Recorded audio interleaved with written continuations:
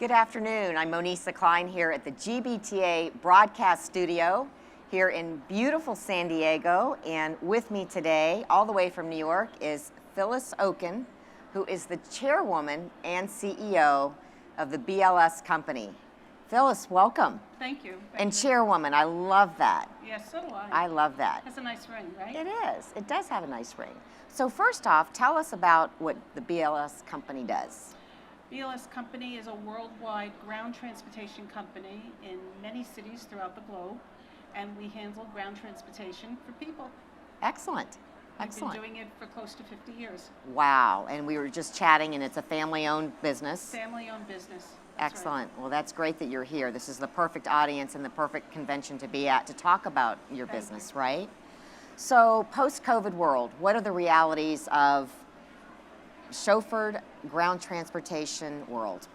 You know, it was kind of apocalyptic. We were not expecting to come back to, in fact, we were talking about that today at lunch, that we kept thinking one more month.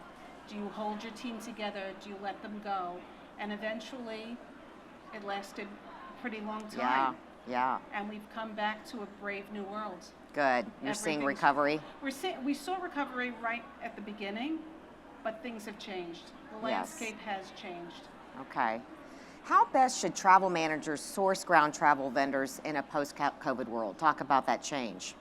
They really have to make sure that these companies have maintained the duty of care and level of service. They have to make sure insurance has been kept up, because a lot of people had to cut.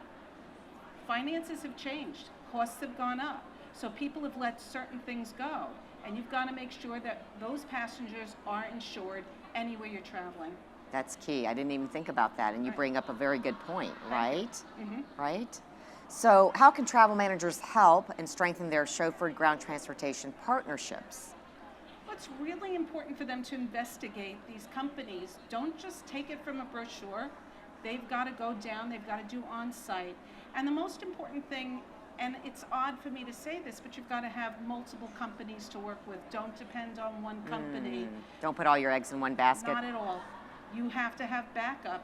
There is a new problem out there that you just cannot get cars in certain cities. They've disappeared they're not available. And vendors who used to be solid are no longer there. So you really have to have resources. Wow, that's great. Well, GBTA Convention, we've got over 4,000 people here that are in the business travel industry.